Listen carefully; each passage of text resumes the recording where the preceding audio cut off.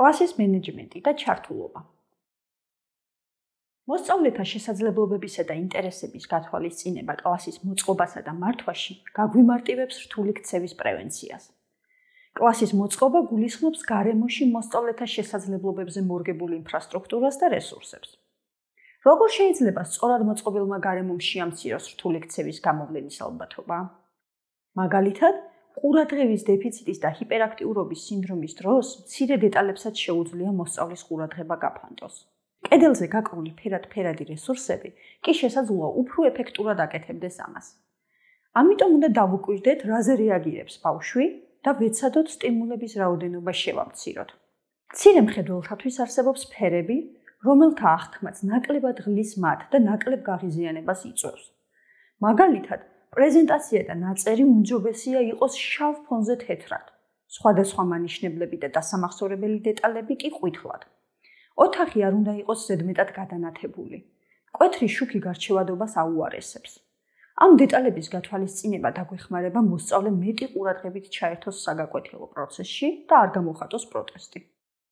აუტიზმის სპექტრის მქონე მოსწავლეებს თავისი აზრი აქვთ გარემოსთან დაკავშირებით.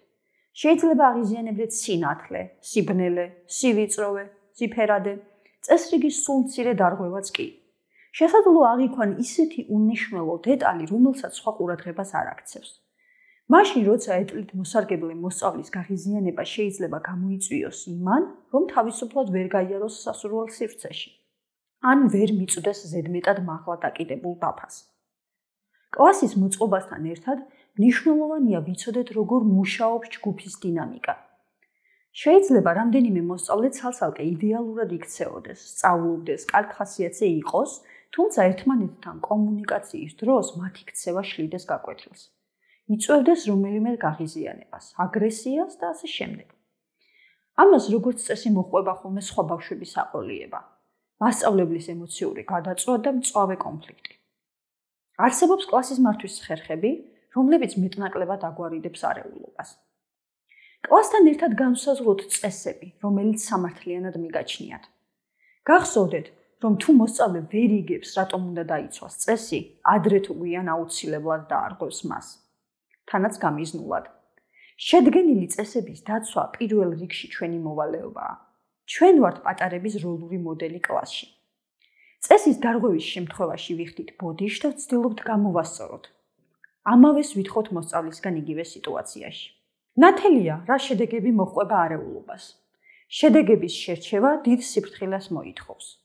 გასათვალისწინებელია, რომ შედეგი შემთხვევით არ გახდეს სასურველი მიზანი მოსწავლეებისათვის, რაც განამტკიცებს რთულ ქცევას. ასევე არ უნდა იყოს სასტიკი, უსამართლო და ხანგრძლივი. ბავშვმა უნდა იცოდეს, რომ ნებისმიერ მომენტში შეიძლება გამოასწოროს საკუთარი შეცდომა. კლასის გამოფხიზლება. რუტინისგან თავის დასაღწევად პერიოდულად კარგი იქნება თუ შემოვიტანთ ახალ თამაშს, წასასვლელ ადგილს, ინტერიერში რამე მნიშვნელოვან დეტალს. ასეთი განახლებები მოსწავლეებს მოუტანს შთაბეჭდილებას და თავს დააღწევინებს მოწყენილობისგან. გაუნკლდით პრობლემებს სანამ ისინი პატარებია. ძალიან მარტივი წაკამათების ყურადღების მიღმა დატოვება შეიძლება რამდენიმე დღეში ძვირად დაგვიჯდეს. გვახსოვდეს, რომ ამ ასაკში სხვა გაგებაა ცნებების, მნიშვნელოვანი და უმნიშვნელო. იყავით თანმიმდევრულნი. ვის არ მოგვსვლია, რომ კარგ ხასიათზე გაგვიცინია ისეთ რამეზე, რაზეც ცუდ ხასიათზე მყოფნი მწვავედ ვრიაგირებთ. ეს არის ის, რაც არ გამოგადგებათ თქვენს კლასში. მიუღებელი ქცევა მიუღებელია ნებისმიერ კონტექსტში და თუ რამე შეიძლება არ შევამჩნიოთ ერთ შემთხვევაში, მაშინ აღარ უნდა შევამჩნიოთ არასდროს. ასე მოსწავლეები დაისწავლიან, რომ სამართლიანობა ეხება ყველას და ყველა დროს. ხშირად გავცეთ და მივიღოთ უკავშირი. ბავშვებო, მოგეწონათ გაკვეთილი?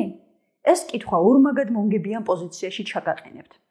ერთი მხრივ გაიგებთ, როგორია მათი გემოვნება, რაზე ხალისობენ, რა უხარიათ და მეორე, თავს აგრძნობინებთ მნიშვნელოვან პიროვნებებად. ამ განცდას კი ცალმხრივად არასდროს ტოვებენ ბავშვები და იმავეთი კი პასუხებენ. აქციეთ წესად. ყველამ დაასუფთავოს საკუთარი მერხი და გარემო. პასუხისმგებლობების აღება, თუნდაც ძალიან მცირე მონაკვეთზე ასწავლის ბავშვებს და აფასონ სხვების გაწეული ძალისხმევა. საკუთარი არეული უნდა დაალაგონ თვითონ. ამის მიღწევა ადვილი არ არის. გამოჩნდებიან მოსწავლეები, რომლებიც გააპროტესტებენ და იტყვიან, რომ სხვამ გააკეთოს მათ მაგივრად. მაგრამ გაიხსენეთ წესი ნომერი 5, არანაირი გამონაკლისი. თან მიმდევრულად მოეთხოვება ყველას ყველაფერი და ცოტა ხანში პროტესტიც გაქრება. ასწავლეთ მოსწავლეებს სხვისი დროის პატივისცემა. თუ გაკვეთილის ჩაშლა მხოლოდ თქვენ გაწუხებთ, მაშინ მოსწავლე დიდად არ იდარდებს ამაზე. მაგრამ თუ თანაკლასელებს გაუჩნდებათ განცდა, რომ რაიმე საინტერესოს მოცდნენ სხვისი ქცევის გამო, მაშინ ისინი თვითონ დაარეგულირებენ სიტუაციას კლასში. იარეთ კლასის გარშემო. რთული ქცევის მოსწავლეები წინ გიზით, რომ სულ მიაქციოთ ყურადღება. ეს არ მოეწონებათ სხვებს, რომლისთვისაც მნიშვნელოვანია შეამჩნიონ, მაგრამ ეს თქვენს კლასში მხოლოდ რთული ქცევითაა თურმე შესაძლებელი. ამიტომ ეცადეთ მერხები ისე განალაგოთ, რომ მარტივი იყოს ყველა მოსწავლესთან მისვლა. ნუ შექმნით გარემოს, სადაც ტყუილი წარმატებას ნიშნავს. თუ ვინმეს დავალება არ უწერია, ეს ტრაგედია არ არის. თუ გაკვეთილზე თამაში მოუნდათ, არც ეს. არასამართლიანად მოიქცნენ მეგობართან? ეშველება, მაგრამ საგანგაშოა თუ ვინმე ამ ყველაფრის ტყუილით გადაფარვას ცდილობს. შექმნით გარემო, სადაც შესაძლებელია შეცდომების დაშვება და გამოსწორება. ტყუილის თქმა, გადაწერა, დაბრალება კი უბრალოდ სირცხვილს ნიშნავს. აჩვენეთ მოსწავლეებს სიყვარული და პატივისცემა. დაფიქრებულ ხართ, რამდენჯერ გითქვამთ კომპლიმენტი თითოეული მოსწავლისთვის? რამდენჯერ გამოგიხატავთ მადლიერება იმისთვის, რომ კარგად გააკეთეს დავალება? თუ თვლით, რომ ასეც უნდა ყოფილიყო, მაშინ თქვენ ცდებით. დადებითი უკავშირით მოტივირებული ბავშვი თვითონაც მეტს გააკეთებს და სხვისთვისაც მაგალითი გახდება. ყვირილი არ არის გამოსავალი.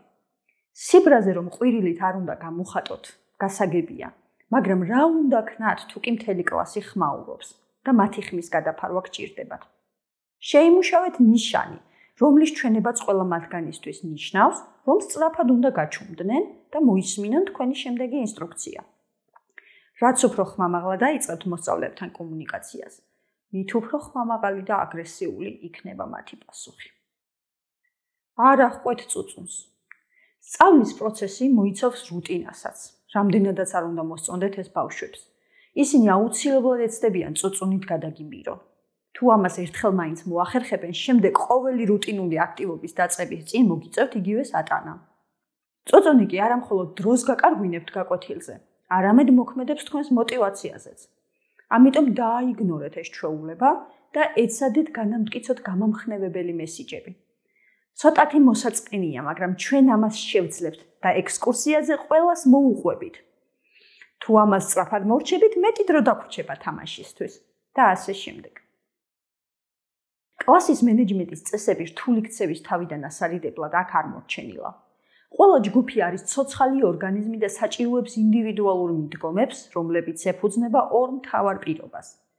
მეტი ინფორმაცია თითოეულ მოსწავლეზე და მათი პატივისცემა.